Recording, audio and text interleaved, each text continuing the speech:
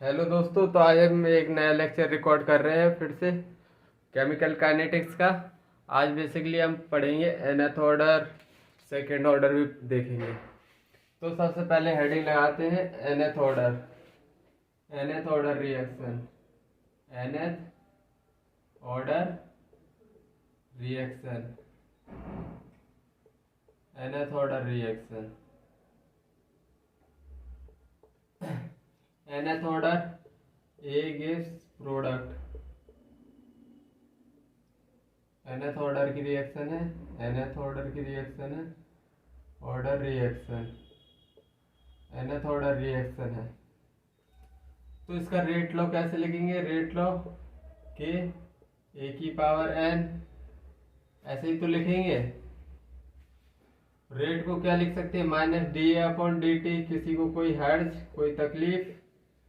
तीसरी चौथी बार लिख रहा हूं मैं कि ए की पावर n। अब माइनस डी ए और ए को इधर ला दो, ए एन को, इज इक्वल टू के डी टी। अगर ये माइनस में इधर भेजूं तो किसी को कोई दिक्कत? कोई दिक्कत नहीं। अब हम डी ए को ऊपर ले जाएंगे, ए माइनस एन बन जाएगा, डी ए माइनस के डी टी, माइनस के डी टी। अगर हम इसमें इंटीग्रेशन लगाएंगे टाइम 0 से टाइम टी तक, इनिशियल कंसंट्रेशन इसकी कितनी थी? ए नॉट, इधर कितनी हो जाएगी? A T. इतना समझ आया? अब इसका इंटीग्रेशन करेंगे तो कुछ निकल के यूं आएगा, ए माइनस एन प्लस वन होता है, माइनस एन प्लस वन हो जाएगा, और लिमिट रहेगी इसमें कितनी? ए नॉट से ए टी तक, ये लिमिट रहेगी हमारी। और के बाहर है, के को बाहर ला दो तो टी का डी टी का फाइनली के टी आ जाएगा। के कांस्टेंट है, के बाहर निकल आएगा, डी टी का इंटीग्रेशन टी, लिमिट टी 0 से टी है तो के टी आ गया इधर। अब इसको फर्दर सॉल्व करेंगे तो हमारा आएगा A T one minus N plus one minus N, minus one minus N plus one को वन माइनस एन लिख सकता हूं मैं या नहीं? Minus A not one minus N, और नीचे क्या लिखा है? वन माइनस एन ही तो लिखा था है, तो इज इक्वल टू कितना आएगा? Minus K T. तो फाइनली ये हमारा क्या है?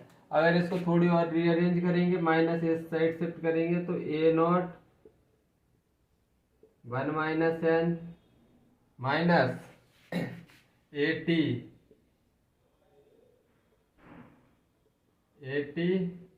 One minus N upon one minus N is equal to K T. A T हट गया, टी इस साइड ला दिया। तो ये फॉर्म कुछ प्रीवियस ईयर में आ चुकी है, रिसेंट में आई है। Integrated rate law for first nth order reaction,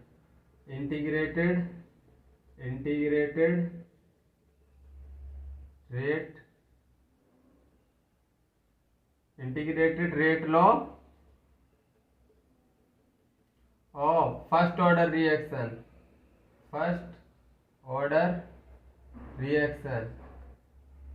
और इसमें n वन नहीं हो सकता है, इसमें n वन नहीं हो सकता है, बस इतना तुमको याद रखना है। n इज इक्वल टू 2, 3 कुछ भी हो सकता है, n वन नहीं हो सकता है। बस इसमें इतना पॉइंट याद रखना। ये डायरेक्ट यही एक्सप्रेशन दे दिया था और पूछ लिया था कि integrated rate law of first order reaction का एक्सप्रेशन बताओ, सीधा एक्सप्रेशन, इसलिए मैंने ये ड्राइव करवाया है। तुमको कुछ याद नहीं रखना है, बस अगर तुमको ये एक्सप्रेशन याद है मतलब तुम्हारा काम हो गया। चलो अब हाफ लाइफ टाइम निकालते हैं nth ऑर्डर की। हाफ लाइफ का डेरिवेशन नहीं कर रहा हूं मैं सीधे लिखवा दे रहा हूं रिजल्ट। हाफ लाइफ टाइम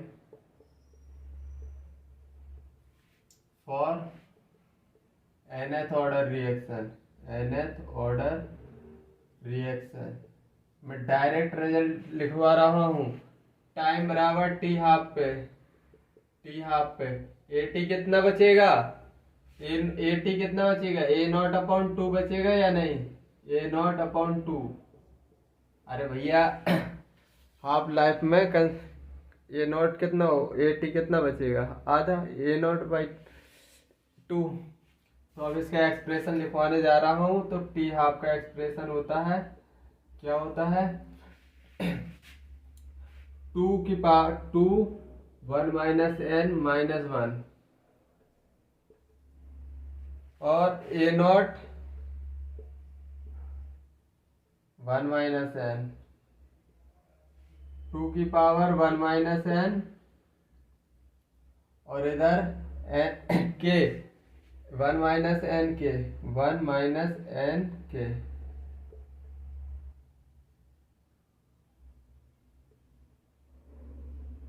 ये है टी हाफ का जनरल एक्सप्रेशन, याद रख लेना सीधे। टी हाफ किसके प्रोपोर्शनल है, टी हाफ है, टी हाफ है। ये सभी तो कांस्टेंट है, इधर कांस्टेंट रखोगे, ये के कांस्टेंट है, रेट कांस्टेंट है ये, तो ये डायरेक्टली प्रोपोर्शनल किसके है, इनिशियल कंसंट्रेशन की पावर वन माइनस एन के। बस तुमको इतना याद रखना है हाफ लाइफ में। अब चलो सेकंड ऑर्डर का देखते हैं। सेकंड ऑर्डर में देखेंगे सब रेट लॉ वगैरह वगैरह सब कुछ। एग्जाम्पल नहीं, सेकंड ऑर्डर रिएक्शन। अब हम सेकंड ऑर्डर की तरफ शिफ्ट हुए हैं। Second order reaction, second order reaction. तो A not one minus N plus eighty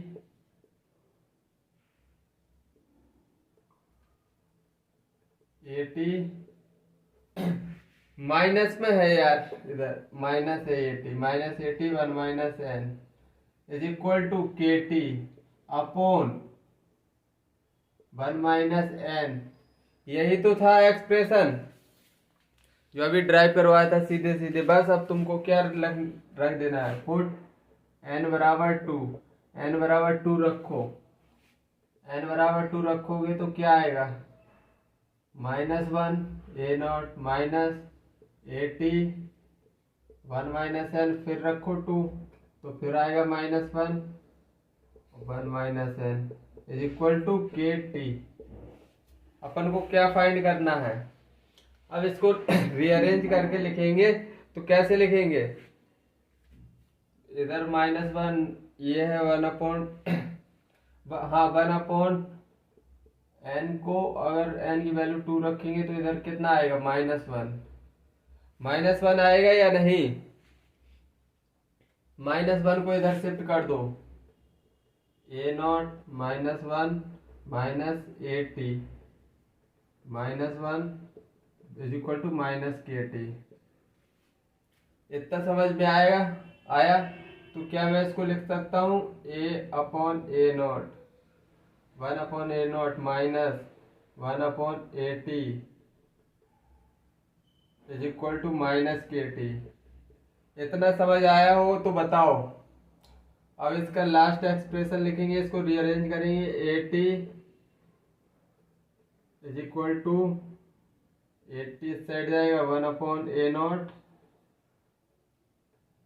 plus K T इस साइड जाएगा प्लस के टी। ये है सेकंड ऑर्डर का रेट लॉ का एक्सप्रेशन, अच्छे से याद कर लो।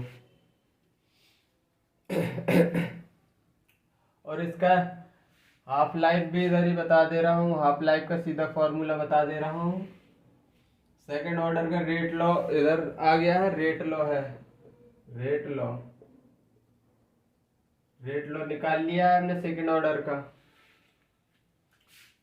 अब हम इधर हाफ लाइफ का सीधा फॉर्मूला लिख रहे हैं, half life time, half life time. Second order के लिए तो कितनी आएगी, T half A not upon 2k।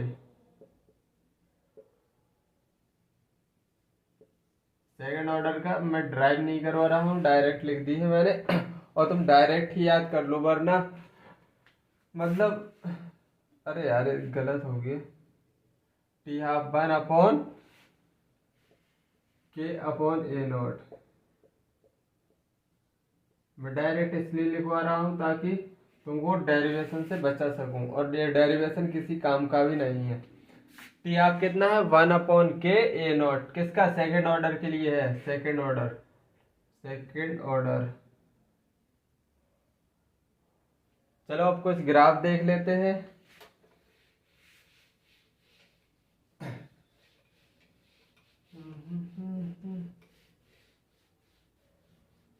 Graph of second order reaction, graphs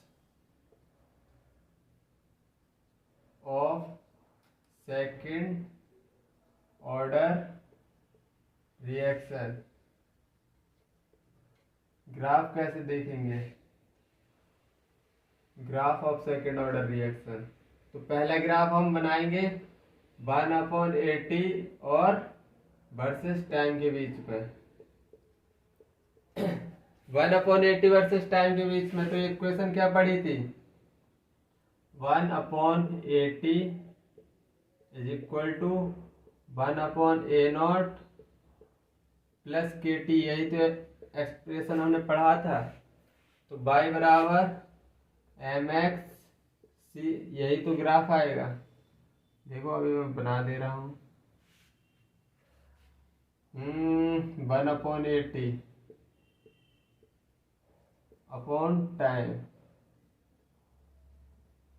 तो स्लोप क्या है, पॉजिटिव, स्लोप पॉजिटिव है, मतलब कि ऐसे बनेगा ग्राफ। और स्लोप कितनी आ रही है, स्लोप स्लोप क्या आ रही है, स्लोप के थीटा, स्लोप कितनी आई है, स्लोप tan थीटा के, तो स्लोप आई है के, याद रख लेना इसको, सीधा सीधा ऐसे ही पूछा जाएगा तुमसे। आई थिंक तुमको इतना समझ में आ गया होगा। सेकेंड ऑर्डर चल रहा है, तुम्हारे दिमाग में घुसना चाहिए कुछ, मतलब रिजल्ट में लिखवा रहा हूँ, मतलब जैसे हाफ लाइफ का रिजल्ट सीधा सीधा लिखवा दिया है, क्योंकि मुझे पता है वो इम्पोर्टेंट नहीं है डेरिवेशन। इसका ये मतलब बिल्कुल नहीं है कि ये आता नहीं है, ड्राइव करने को मैं कर दूंगा, लेकिन तुम्हारे लिए समस्या हो जाएगी। सेकंड ग्राफ किसके बारे में बनाएंगे, T half versus A not के बीच में बनाएंगे। तो टी हाफ का फॉर्मूला क्या पढ़ा था हमने, टी हाफ का 1/a0 अपॉन के, a0 इंटू के, यही तो फॉर्मूला पढ़ा था।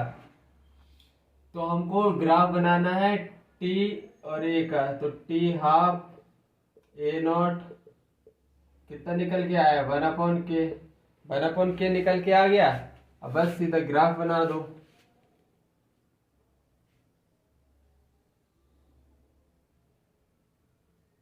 टी हाफ अपॉन a0, ये कुछ ग्राफ रहेगा। कैसे बनेगा, ये डायरेक्ट पूरा क्या है, ये कांस्टेंट है, तो पैराबोला जाएगा ग्राफ, पैराबोला। आई थिंक तुमको टी हाफ वर्सेस a0 का सेकंड ऑर्डर का ग्राफ समझ में आ गया होगा। अब इधर ही बता दे रहा हूँ यूनिट ऑफ के, चाहे दूसरी स्लाइड में बता दे रहा हूँ, unit of K, unit of K, unit of K की यूनिट क्या थी, mole, 1 minus N litre, n-1 mole litre second inverse. अब पुट n बराबर 2, पुट n बराबर 2, क्योंकि सेकेंड ऑर्डर की यूनिट हम निकाल रहे हैं। के की यूनिट कितनी आएगी, मोल -1, लीटर टू -1 मतलब 1 सेकेंड इनवर्स। ये निकलेगी हमारी यूनिट ऑफ के। ऐसी फर्स्ट ऑर्डर के लिए निकालना हो, पुट एन बराबर 1, तो यूनिट क्या निकलेगी, 110 सेकेंड इनवर्स। फर्स्ट ऑर्डर के लिए है, ये सेकेंड ऑर्डर के लिए, ऐसे निकालते हैं यूनिट। अगर तुमको रेट कांस्टेंट की यूनिट पता है तो तुम किसी भी ऑर्डर की निकाल सकते हो। आई थिंक तुमको समझ आया होगा। चलो half life method of order determination और पढ़ ले रहे हैं। Half life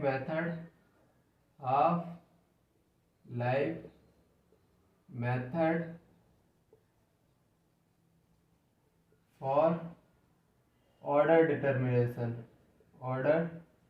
determination.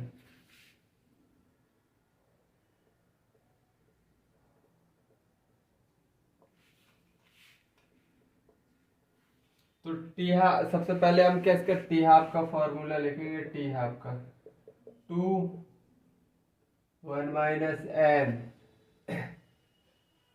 इसका एक्सप्रेशन -1 अपॉन 2, इसका एक्सप्रेशन थोड़ी a की पावर a0 की पावर 1 -n, और फिर इधर 2 1 -n, और आगे क्या था 1 -n के 1 -n के, ये फॉर्मूला था, इसको याद रख लो। मैंने क्या बताया था, टी हाफ किसके डायरेक्टली प्रोपोर्शनल है, ये सभी कांस्टेंट है, इतनी ओवरऑल वैल्यू कांस्टेंट है, किसके प्रोपोर्शनल है, a0 1 -n के प्रोपोर्शनल है। अगर हम n को अगर 0 रखते हैं तो टी हाफ कितना निकलेगा, टी हाफ कितना निकला, टी हाफ किसके प्रोपोर्शनल, n बराबर 0 a0 के। अगर n को हमने 1 रखा तो टी हाफ किसके डायरेक्टली प्रोपोर्शनल होगा, 1 1, मतलब कांस्टेंट हो जाएगा, 1 -1 कांस्टेंट। n बराबर 2 रखा तो टी हाफ किसके प्रोपोर्शनल आएगा, 2 रख दो 1/a0 के। अब देखो इस पे क्वेश्चन कैसे पूछता है, मैं उसकी प्रैक्टिस करवा रहा हूँ थोड़ी।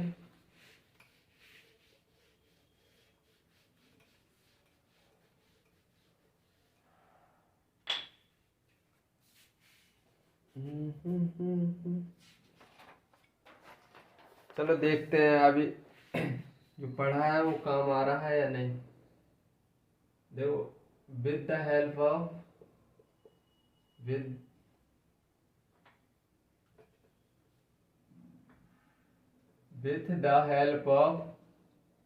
with the help of given data find the order of reaction, find the order of reaction।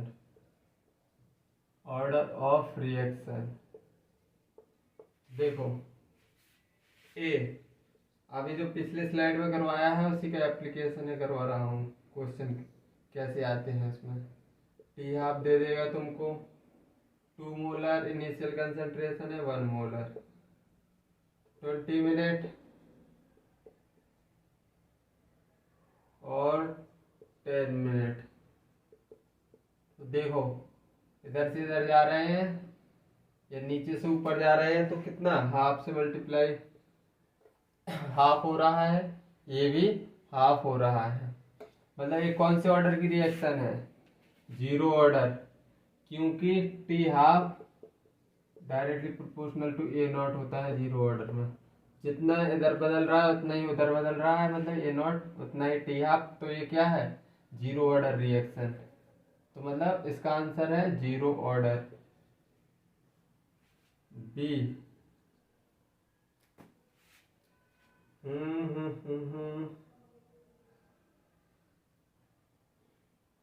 P not की टर्म में भी सेम रिलेशन आएगा, बस ए नॉट की जगह उधर पी नॉट कर देना। 200 mmHg और 200 mm 400 mmHg Hg। इधर कितना निकल के आया, 10 मिनट, इधर 10 मिनट। देखो इधर तो दोगुना हो रहा है, लेकिन इधर कांस्टेंट है। अगर कांस्टेंट है तो मतलब क्या है, ये कौन सी फर्स्ट ऑर्डर रिएक्शन है, फर्स्ट ऑर्डर की रिएक्शन है। तो ऐसे क्वेश्चन बनते हैं। चलो और प्रैक्टिस करवा दे रहा हूँ। दो हो गए, इधर लिख लो जीरो ऑर्डर, इधर लिख लो first order.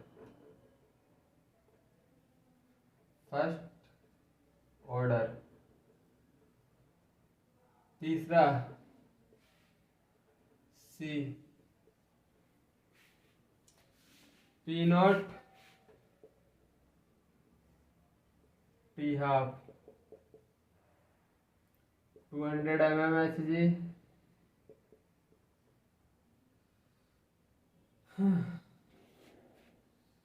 Sorry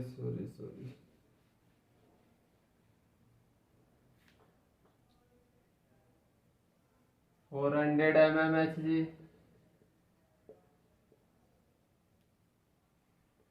800 mmHg, 40 minute, 20 minute. देखो इधर जाने पर क्या दो गुना हो रहा है, इधर जाने पर हाफ हो रहा है, मतलब ये कौन सी ऑर्डर की रिएक्शन है, T half inversely proportional to A not. ये इधर सिंपली गैस के लिए होगा तो पी नॉट। तो इसमें क्या इनवर्सली प्रोपोर्शनल है, तो मतलब ये कौन सी सेकंड ऑर्डर रिएक्शन है, सेकंड ऑर्डर, इसका सेकंड ऑर्डर है, इसका जीरो ऑर्डर है, ये फर्स्ट ऑर्डर है, ये सेकंड ऑर्डर है। आई थिंक तुमको इतना समझ में आ रहा होगा। चलो अब और आगे बढ़ते हैं।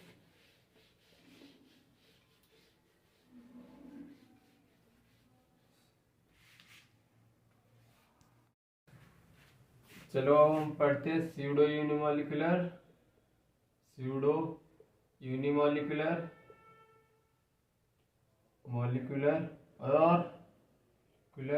और pseudo first order reaction. Pseudo first order reaction और pseudo first order reaction.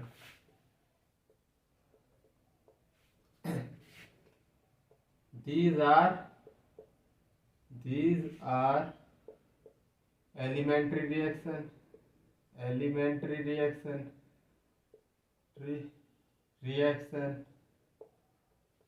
whose molecularity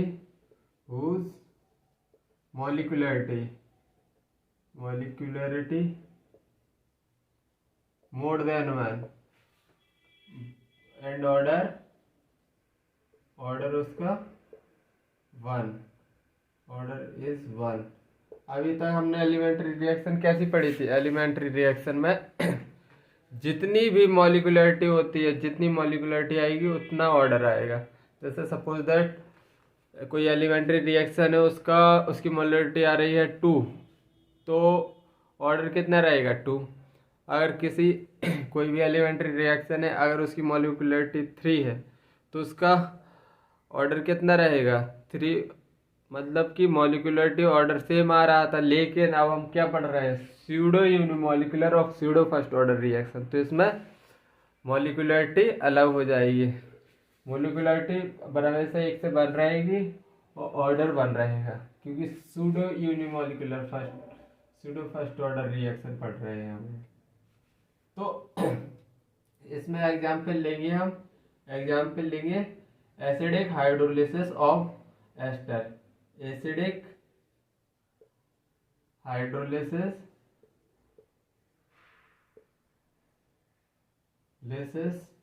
of ester, acidic hydrolysis of ester. Ester का फॉर्मूला क्या होता है? CH3COO C2H5। अब इसको हम हाइड्रोलिसिस करा रहे हैं इन प्रेजेंस ऑफ H+, तो क्या बनेगा इधर? CH3COOH C2H5OH, alcohol. बेसिकली इसमें वाटर क्या है? वाटर है सॉल्वेंट, और एक एक्सेस में रहता है, एक्सेस में H+ कैटलिस्ट की तरह बिहेव करेगा।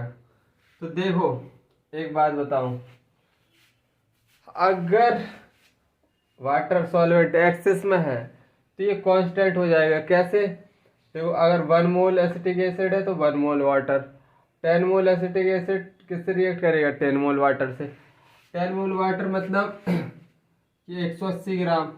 अगर हमें 10 लीटर वाटर तो एक्सेस में है, 10 लीटर में हम 180 ग्राम निकाल ले रहे हैं तो क्या कोई फर्क पड़ेगा? अगर 10 लीटर में से हम थोड़ा सा पानी निकाल ले रहे हैं तो क्या फर्क पड़ेगा? नहीं पड़ेगा। मतलब एक कांस्टेंट रहेगा। वाटर क्या होने वाला है? कांस्टेंट। और अब देखो दूसरी बात, जो H+ है वो कैटलिस्ट की तरह बिहेव करेगा, मतलब रिएक्शन को होने में मदद करेगा। लेकिन जैसे ही एक बार रिएक्शन होगी तो ये CH3COH है, ये ऑटो कैटलिस्ट की तरह बिहेव करने लगेगा, ऑटो कैटलिस्ट की तरह। मतलब ये रिएक्शन अब अपनी तरफ खींचेगा, मतलब रिएक्शन खुद करवाएगा। तो मतलब H+ का कोई काम नहीं, H+ कांस्टेंट हो गया, मतलब H2O क्या हो गया इसमें? H2 वाटर कांस्टेंट हो गया, H+ भी कांस्टेंट हो गया। अब इसका रेट लॉ लिखेंगे, चलो उधर साइड में लिख दे रहा हूं। H+ कांस्टेंट हो गया क्योंकि ऑटो कैटलिस्ट की तरह बिहेव करने लगा। वाटर एक्सेस में है तो इसको हम कांस्टेंट मान लेंगे, कांस्टेंट। अब चलो इसका रेट लॉ लिखो, रेट लॉ लिख के बताओ। तो इसका रेट लॉ कैसे लिखेंगे? के ester CH3 COO C2H5, ester. Water भी लिखेंगे H2O और H+। ये इसका क्या है? Rate law. रेट लॉ कुछ यूं आएगा। चलो अब इसको आगे बढ़ाते हैं।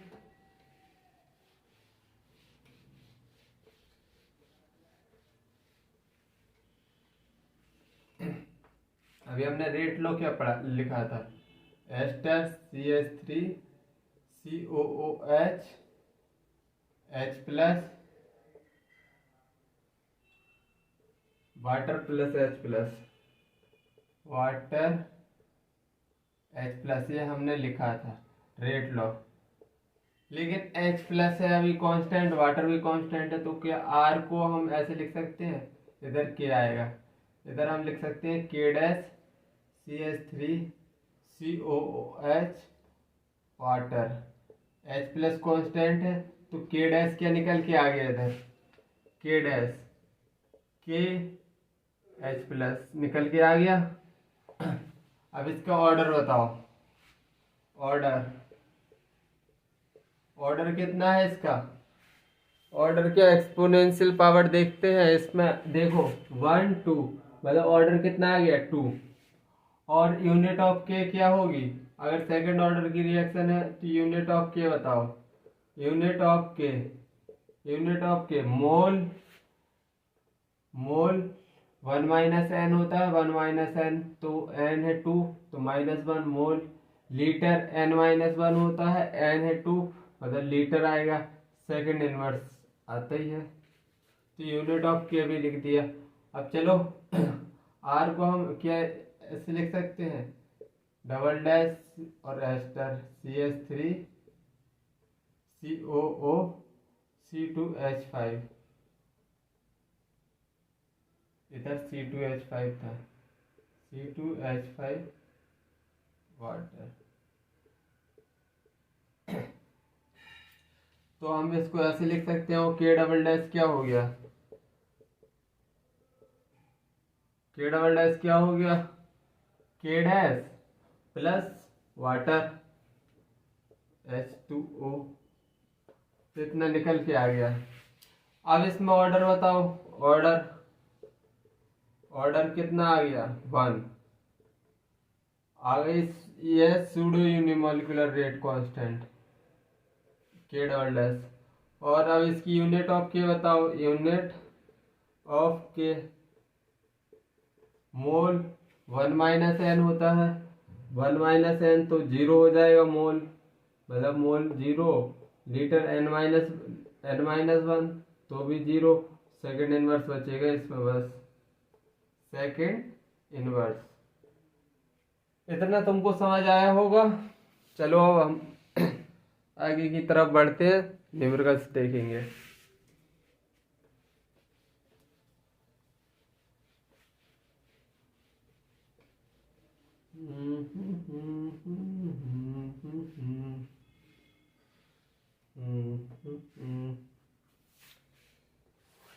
चलो न्यूमेरिकल देखते हैं।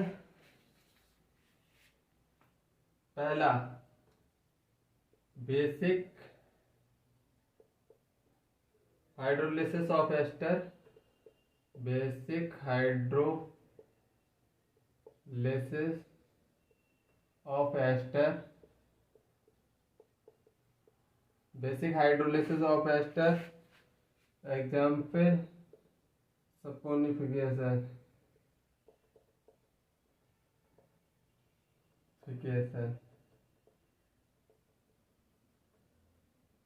in is a second order reaction, is a second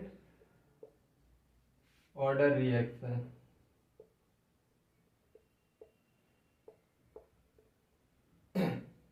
तो इसकी एक रिएक्शन दी है CH3 COO C2H5 plus NaOH, क्या देता है, CH3 COO Na plus C2H5OH।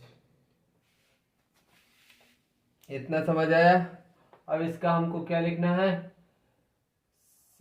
Rate law लिखना है इसका, रेट लॉ। तो कैसे लिखेंगे, रेट के CH3 COO C2H5 और NaOH। NaOH इसमें देखो X इसमें नहीं रहेगा, और ना ही जो CH3COO साल्ट बनेगा वो ऑटो कैटलिस्ट की तरह बिहेव नहीं करेगा, क्योंकि ये बेसिक हाइड्रोलिसिस ऑफ एस्टर है। याद रखना, basic hydrolysis of ester second order की रिएक्शन है, और तो इसका ऑर्डर कितना होगा, ऑर्डर होगा 2। मैं बार बार चिल्ला चिल्ला के बोल रहा हूँ तुमको, बस इतना याद रहता है, हाइड्रोलिसिस ऑफ एस्टर। एसिडिक और बेसिक पे थोड़ी ध्यान रखना, क्योंकि एग्जामिनर इधर ही खेलेगा, एक तरफ एसिडिक हाइड्रोलिसिस ऑफ एस्टर दे देगा, नीचे दे देगा बेसिक हाइड्रोलिसिस ऑफ एस्टर, और तुम कंफ्यूज होने वाले हो। तो मैंने पहले ही बता दिया कि NaOH ना तो एक्सेस में होता है और ना ही ऑटो कैटलिस्ट की तरह बिहेव करने वाला है साल्ट CH3CONA। तो अब तुमको क्लियर हो गया होगा। इसका ऑर्डर देख लो, इसकी एक्सपोनेंशियल पावर ही तो देखते हो, 1 1 ही तो है, तो ऑर्डर सेकेंड ऑर्डर रिएक्शन। चलो आगे बढ़ते हैं।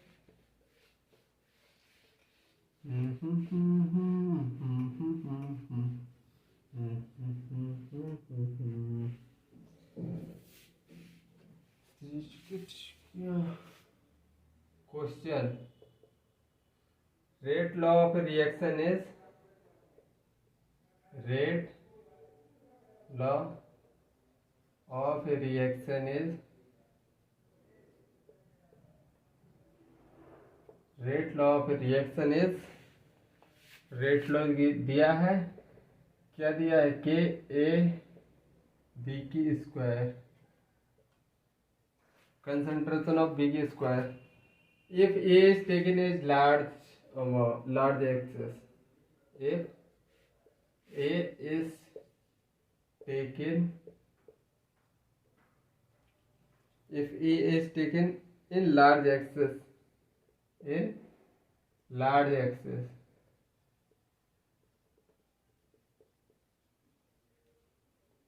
the order of reaction will be, the order of reaction will be, इसके एग्जाम्पल देख लो, पहला गिवन है 0, बी गिवन है 1, सी गिवन है 2, डी गिवन है 3। अब इसका सबसे पहले हम क्या लिखेंगे, सबसे पहले हमको रेट लॉ लिखना आना चाहिए। रेट लॉ कैसे, रेट लॉ तो लिखा है, दिया है, रिएक्शन तो दी नहीं है। रेट लॉ क्या गिवन है, के ए बी की पावर स्क्वायर। तो हमको क्या बोला है, ए एक्सेस में बोल दिया, मतलब एक्सेस बोल दिया, तो ए अगर एक्सेस में है तो कांस्टेंट हो जाएगा। तो रेट लो क्या लिखेंगे, के डैश बी की पावर स्क्वायर, और के क्या है, के डैश, के डैश है सिंपली के ए तो जब लार्ज क्वांटिटी में है, मैंने तुमको समझाया था, अगर 10 ml से 10 लीटर से तुम 180 ml या 10-20 ml निकाल भी लोगे तो ओवरऑल वैल्यू कांस्टेंट ही है, मतलब उसको कुछ फर्क थोड़ी पड़ता है। मतलब इसमें क्वेश्चन में क्या गिवन कर दिया है तुमको, A in excess, A is in excess, देखो लिखा है ऊपर एक्सेस गिवन कर दिया है, उसने पहले ही बोल दिया है कि ये एक्सेस में है। तो मतलब इसका मतलब क्या हो गया, इसका मतलब अगर ए इज इन एक्सेस दे दिया उसने, तो ये क्या हो गया, कांस्टेंट हो गया, सीधा सीधा है। ऑर्डर एक्सपोनेंशियल पावर देख लो, ऑर्डर कितना है इसका, ऑर्डर कितना आ रहा है 2। अब ऑप्शन देख लो, ऑप्शन कौन सा मैच कर रहा है, थर्ड सी। तो इस तरह हम इस क्वेश्चन को देखेंगे। चलो एक और क्वेश्चन करवा रहा हूँ।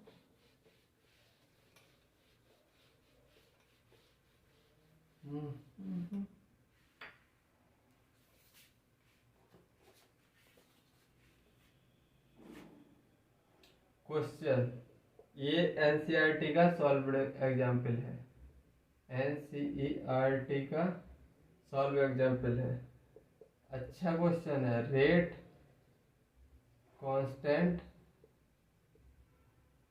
For acidic hydrolysis of ester, for acidic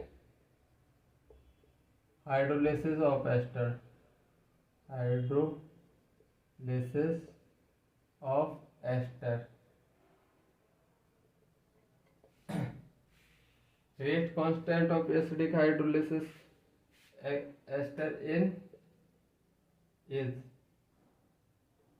2 × 10⁻³ litre mole inverse second inverse.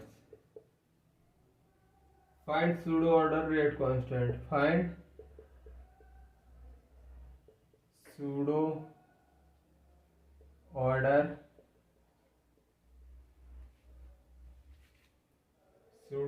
Rate constant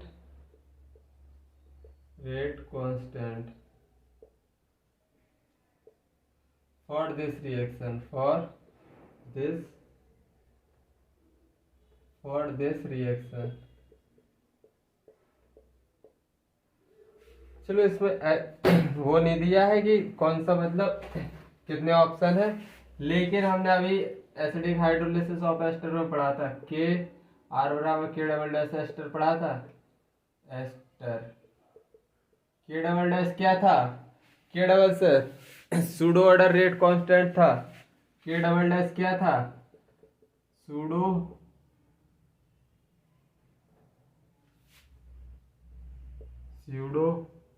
order rate constant था। के double dash pseudo order rate constant था। तो के डबल डैश की क्या वैल्यू आई थी, के डबल डैश की, के डैश कंसंट्रेशन ऑफ वाटर, यही तो आया था। और के डबल डैश ही पूछा है हमसे, के डबल डैश, और ये क्या दिया है, ये यूनिट देखो, ये है सेकंड ऑर्डर रेट कांस्टेंट। ये क्या है, सेकंड ऑर्डर रेट कांस्टेंट, के डैश, के डैश क्या है, के dash second order rate constant है। देख लो क्वेश्चन में, ये यूनिट देखो तुम अच्छे से, ये अगर के की यूनिट है, रेट कांस्टेंट की यूनिट देखोगे तो मोल लीटर इनवर्स किस में आती है, अरे मैं तुमको बताऊं यार, लो के बराबर mole 1 minus N, litre n-1 second inverse. अरे इधर से देख लो, इधर 2 रखोगे तो क्या आएगा, मोल -1 आएगा, लीटर n को 2 रख दो, लीटर कितना आएगा 1 सिंपली सेकेंड इनवर्स। तो यही तो है, लीटर को आगे रख दिया बस उसने मोल को उधर। तो इतना सा तुम समझ गए, second order rate constant given है, और सूडो ऑर्डर रेट कांस्टेंट पूछा है, ये पूछा है के डबल डैश। और के डैश और H2O की कंसंट्रेशन कितनी होती है, 55.5, ये 50.5 कांस्टेंट होती है।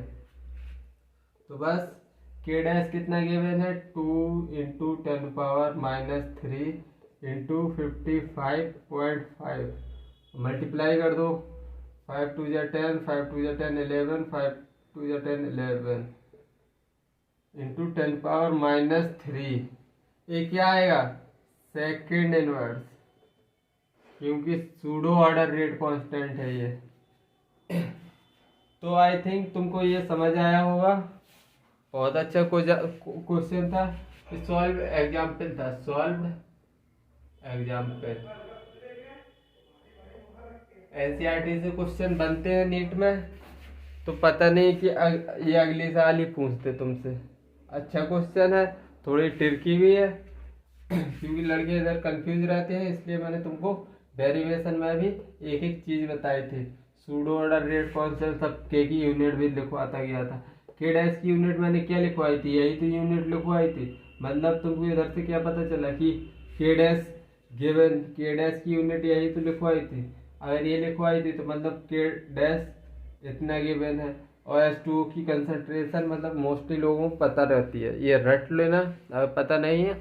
वैसे ये मोल कंसेप्ट में या सॉल्यूशन में अच्छी तरह रटवा दी जाती है। चलो आज के लिए इधर ही समाप्त करते हैं, जब तक के लिए बाय, जय हिंद।